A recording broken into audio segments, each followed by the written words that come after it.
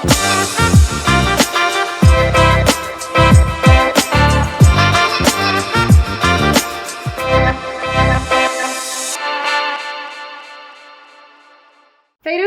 Hi. thank you for being a guest on my podcast. Thank you for having me. I'm so excited to do this. We've never done this before. No.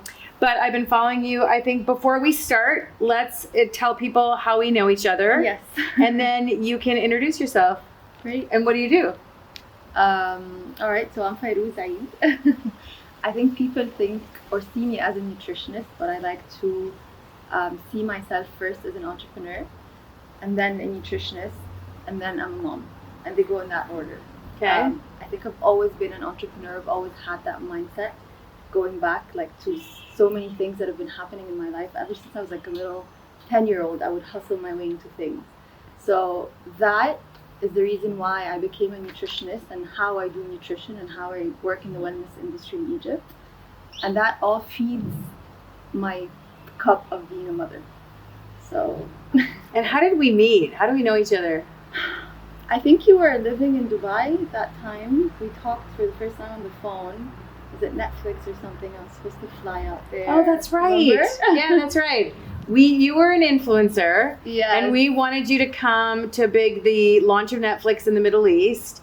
And we were doing this super cool event where we basically took this old warehouse in Circle Avenue and we turned it into every set of the famous Netflix show. So we had like a Stranger Things room. Yes, I remember. We had like a Crown. You were in England. Then you went into House of Cards. Then you were in the Get Down. It was all like 70s, like roller skates and fried chicken. It was really fun. And you couldn't make it. I couldn't make it. But you came to Egypt, I remember. And at that time, I was still doing the Daily Crisp. And then we went out for dinner.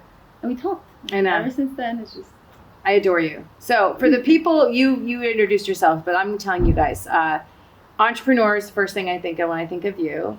Mom, and a wonderful mom to 2 children. I love how you are showing how you raise them and how you nurture them and how you give them space and you treat them like individuals, not like little people who are just like don't know things, which I think is really good for their confidence and their well-being overall.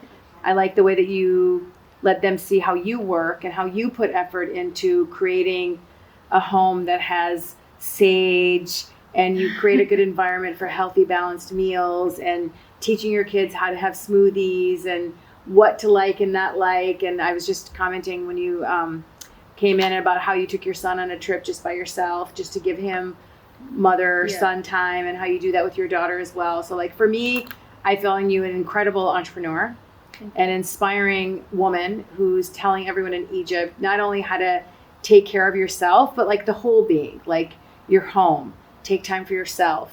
Don't just be the mother.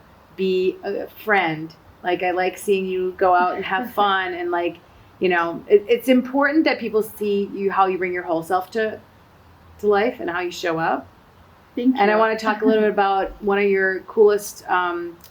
You've several different companies that you started. So Daily Crisp is one, but Wellb. Yes. How did you get the idea to start Wellb? And tell everybody what it is. Well, thank you. I feel like part of me sharing anything I do on social media, it's just I share my story. I don't tell people like do this or do that. Just by sharing and being genuine and actually saying everything that we can be going through. I'm pretty sure I'm not alone. Like I'm pretty sure that I'm not the only one who struggles when it comes to motherhood. I'm not the only one who struggles when it comes to entrepreneurship.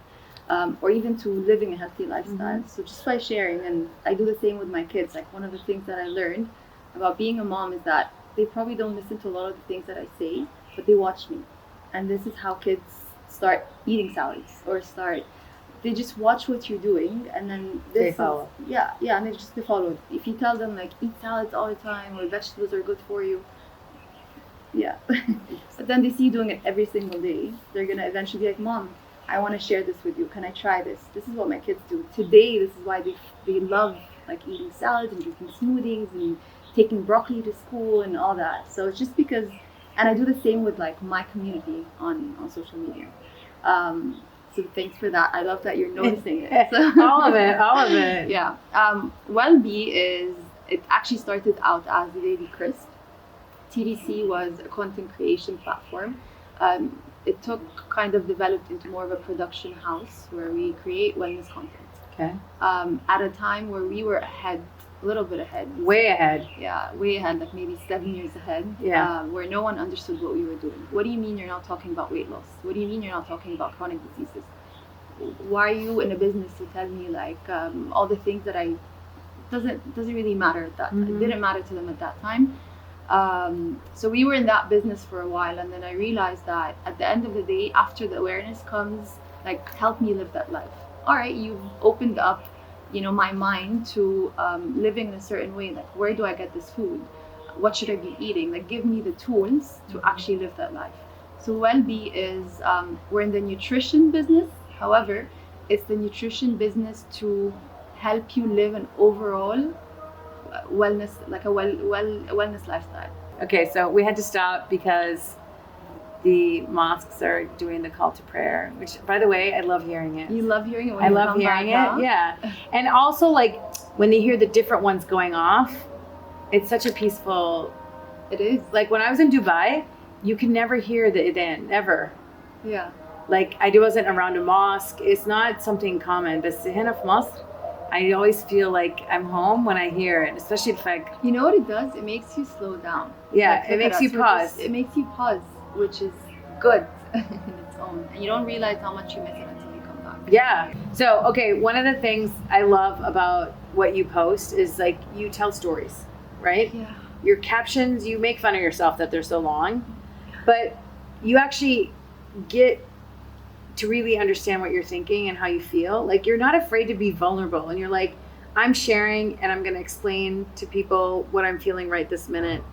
Talk to me about your personal page and how do you come up with those posts and what it's like writing those long captions and why do you do it? It's actually, in the beginning, I used to be made fun of from my own family and friends that, like, Fayrouz, this is not what Instagram's for.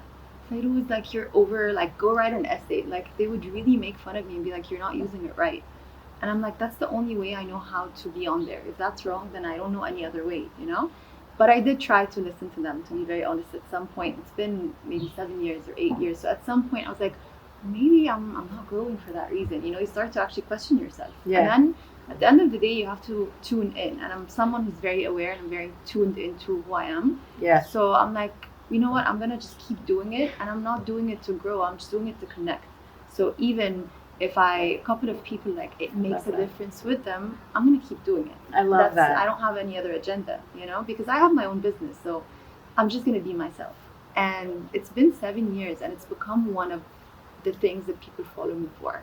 They love it. They love it. And I get DMs, Maha, I swear to God, because the things that I talk about are so intimate and so personal that a lot of women, they don't want to even comment that, me too, I'm going through this. They send me DMs. Like, my DM is so much more engaging, even more than my page, because a lot of women are either struggling through divorce, or they're struggling when it comes to being a single mom, or their weight, or so many things that they themselves don't even feel comfortable, like, writing a comment. So I get messages where it's like, Fayrouz, please don't stop writing what you write. It makes a huge difference in my life. It's so inspiring. Thank you. It's so inspiring. Well, see, one of the things I noticed, and I was just telling you, like, I've been coming in and out of Egypt after living here for such a long time, is I noticed more people are brave to have conversations and talk about things that they didn't used to talk about before, which is really, really nice. But it's people like you who are giving them a voice, and you're opening the conversation to say it's okay to talk about being a single mom. Divorce. It's okay to talk about divorce. It's okay to talk about you're having a bad day. Like, those things were never things that people talked about in Egypt. So our culture, as you know, when something good happens, people are so scared of the evil eye. So they're like, don't share it, don't say anything. And when something bad happens, they're like, don't say it because they're going to look at you as like a failure. عيب أو لا أكيد يعني فيكي عيب if you got divorced twice أو أكيد taboo. If you go to therapy, then maybe you have certain issues. Yeah, like, even to be very honest, and this is something that I talked to my dad about, when I started to go to therapy 5 years ago, it was the first time that I ever go. And at that time, Egypt was very different than now. My own dad was like, yeah, just don't mention to anyone that you go to therapy, because he comes from a very different generation background where it's like, you don't have to. I'm like, why? There's nothing wrong. It's like going to a doctor, now when I talk about therapy, my dad, my mom, they're like clapping in the background because it has changed the narrative of how people see wellness. You know, like I'm not shy to say therapy is for everyone. You don't have to be actually going through a depression to go to therapy. You don't have to be struggling in life to go to therapy. You just get to find out who you are. You get to ask yourself or find the answers within and develop and work on yourself. Who doesn't want to, keep developing? I love the fact that going to a therapist is normalized because, like, if you have a chance to make your life better, why wouldn't you want to do that? Like, we are only on this planet for so long.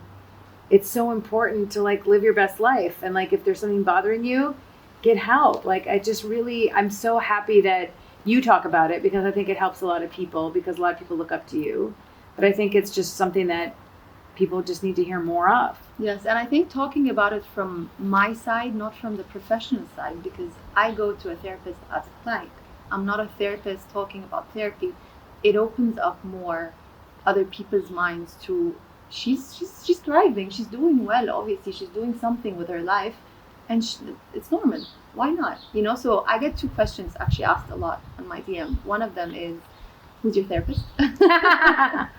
Which now I'm like, I can't book with her for I swear to God, 6 months ahead. So I'm like, listen, I need, I'm telling everyone about you. Please give me at least, And the second thing is every time I post that gift that you got me, that you sent me for my birthday, the quotes, I get questions, Maha, all the time. Where's this from? It's the simple things, believe it or not. It's like I have more of those. And actually, it's from Australia. No so I way. went to Australia. I went to Australia with Gary V in August of 2019, and the woman that she gave me a box of them, and I'm like, I gave one to my niece. I have one. I gave one to you. Oh my God, people are crazy about that, and this is something that I really learned. It's just the simple things that make a huge difference with people, simple things. So the other day you posted a video of these apples with cinnamon, and I was like over oatmeal, and I was like, I have to make that.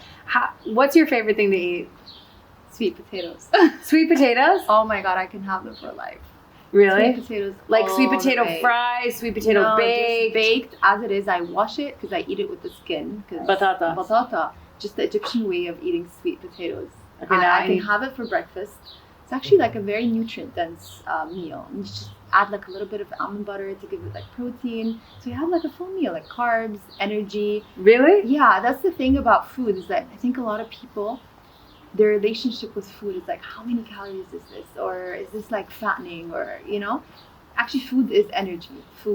It gives you energy, we should be healing our relationship with food. What do you think about the future of food, plant-based, how we're thinking about, there's a lot of different types of diets, vegan diet, vegetarian, what do you think of the future of food's going to look like?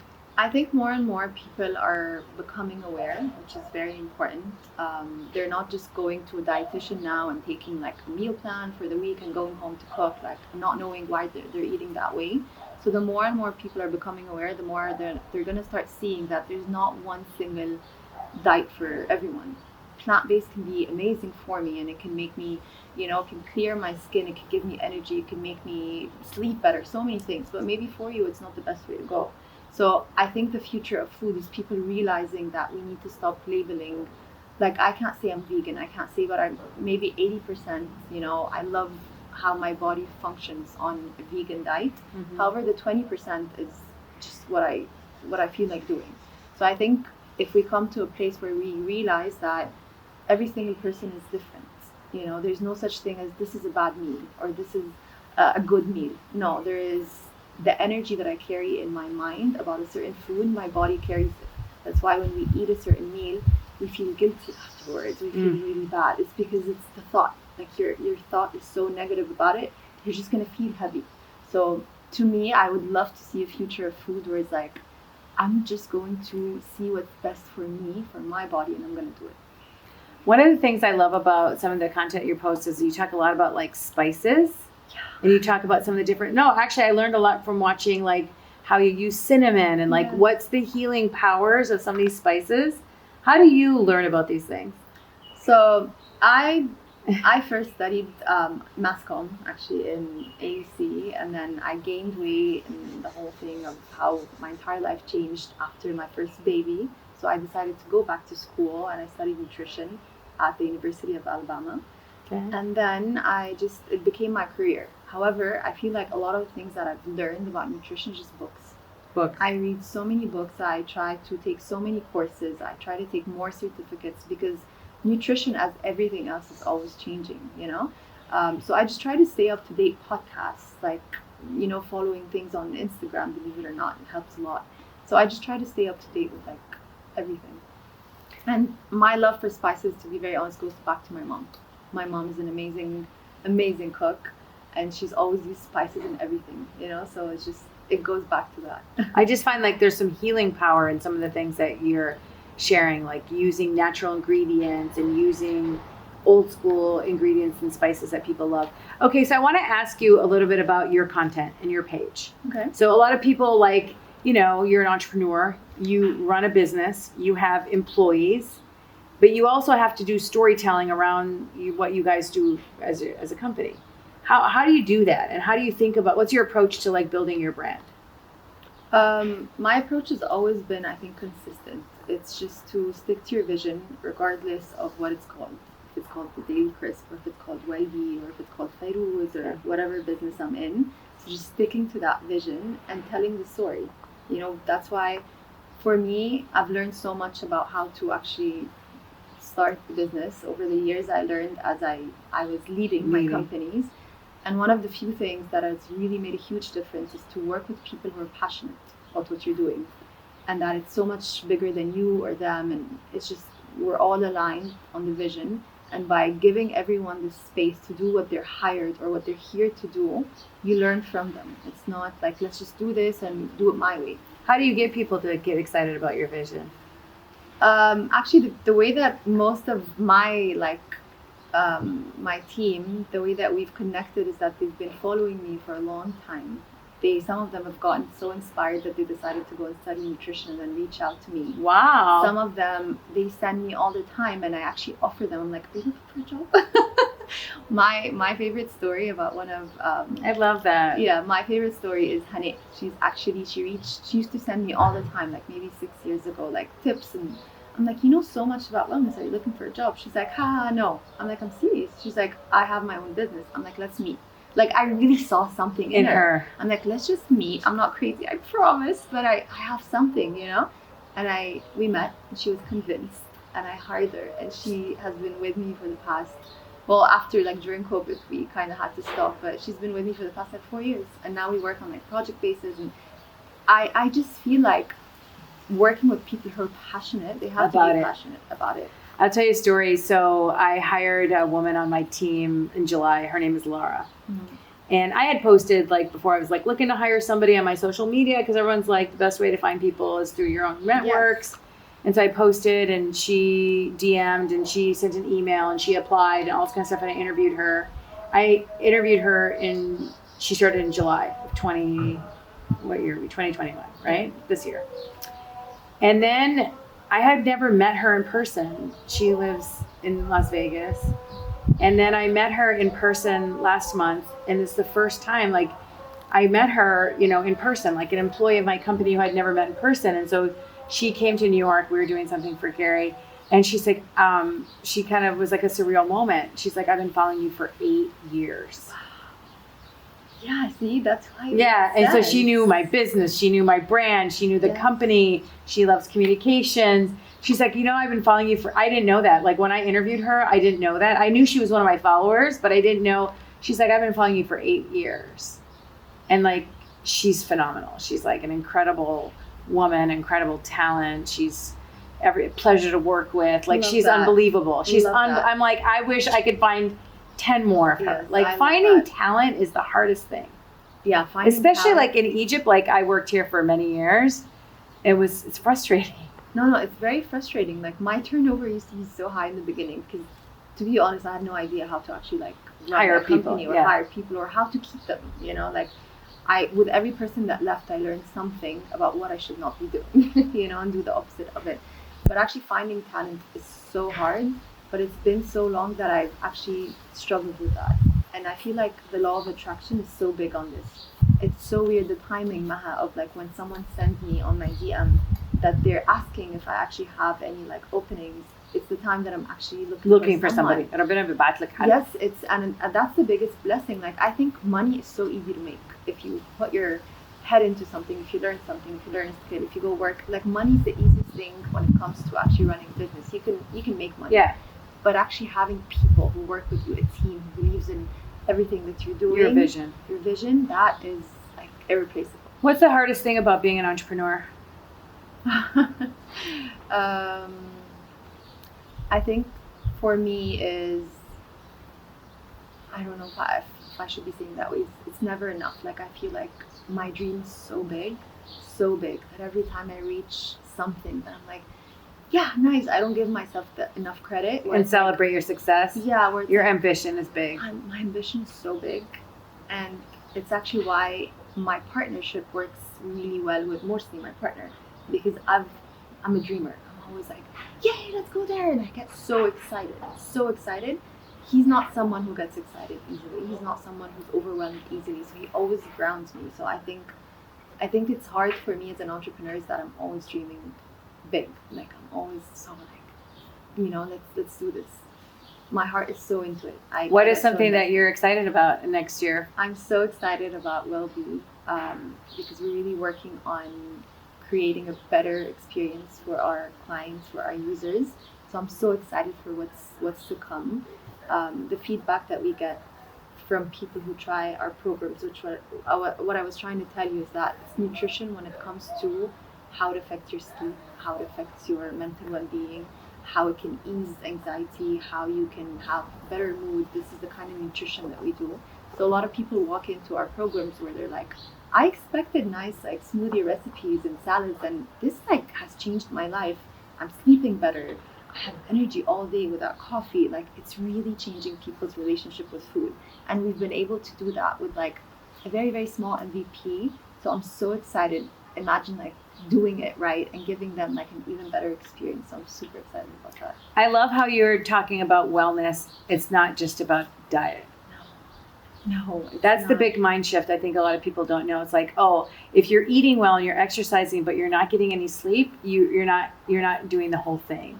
Yeah. Or if you're stressed and you're not doing something to relieve your stress or to make time for yourself or sit in stillness. Like one of the things I loved about being here is like I just sat down in my garden this morning. I couldn't hear a thing. Yeah. Like that, just like stillness of like no one's looking for me. Yeah, I think wellness is really giving us control in a way because nothing is controlled around you. And the only thing that you can maybe control in your day is just being tuned in. It's like, I need 20 minutes. That's me meditating. That's me listening to music or listening to something I like or dancing. Or it's just giving you control. And at the same time, it gives you connections because like the other day I was telling you, me and Amina and Mint, we went out to a sound healing session. We connected on something that's making us better. So wellness is giving us so much that we obviously, even after, especially after like the pandemic where we need to slow down, we need to take care of ourselves in ways that like you have to create boundaries. Like to me, wellness is actually creating boundaries where as a mom, my kids know that unless it's an emergency, I have an hour in my day where you're not even allowed to like knock on my door. I love that. And that is creating physical boundaries and mental boundaries. That is wellness, you know? So wellness is actually, it's in your thoughts, it's in your mindset. It's not in the 20 minutes of meditation that you're doing. It's to get to that and to know that you deserve this, that you don't feel guilty, that you don't need to push it. It's a priority. So good. What's your workout, your favorite type of exercise? I get really bored very fast, so I do a lot of things. And then I just go like between them. I love kickboxing. I love it.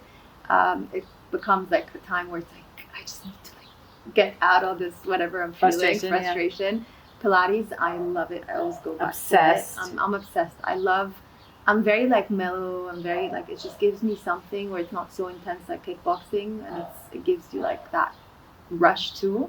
And then I do just the regular like conditioning, like HIIT and I've been training with my brother. So I'm kind of like always switching between the three. I love it. I've been watching. You got me into a great Pilates studio here, so I'm going to check it out when I'm here. All right, this is rapid fire questions with Fayrouz. All right, Fayrouz, first question, what is an NFT?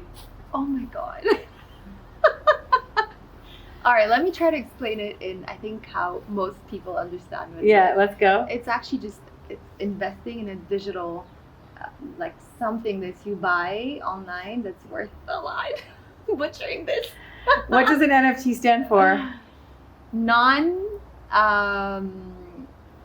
Oh my God, Maha, like, I keep here thinking we're going to talk about wellness. We are. Non-something. What does it stand for? Non-fungible token? Yes. Ding, ding, ding. I'm in the car. Okay, Instagram or TikTok? Oh, Instagram. What's your hidden talent? My hidden talent is... Oh, that's it. Why is that a hard one? I have no idea.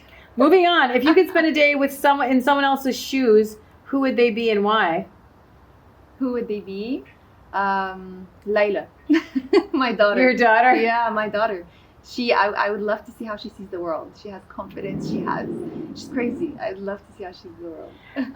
Who or what was your biggest teacher? Pain, struggles. That's been my biggest teacher. If you could instantly become an expert in something, what would that be? If I could choose to become an expert in something, Yeah.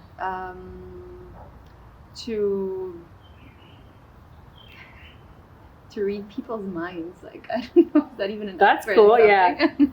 So what is the one thing you're deeply grateful for right now? So many things, but I would say my kids, our health, our well-being, everything. I'm grateful for everything, and like the smallest things in my life, everything. I'm grateful. I love that. Who is your high school celebrity crush?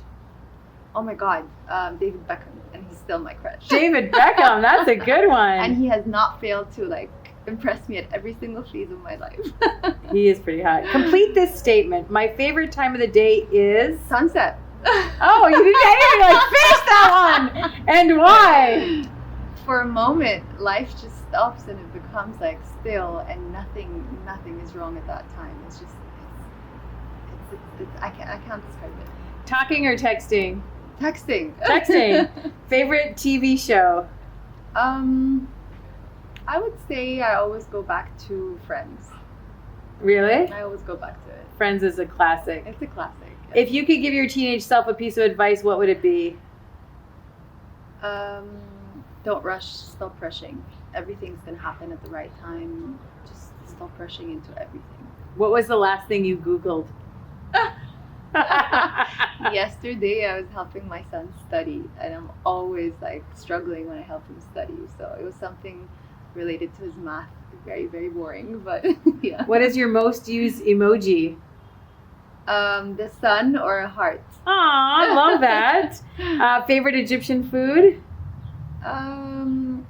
I would say my mom's fish. She's from Alexandria, so she makes like a really, really amazing like fish with potatoes. Oh my God, I'm getting hungry. Okay, because we are in Egypt, what is one thing people don't know about Egypt, or one thing you want, if anyone comes to Egypt, that they need to see? I think what really makes Egypt so special is people. Like, people are so kind and very welcoming, and it makes you want to come back to get this energy. Our energy is insane, and it's beautiful.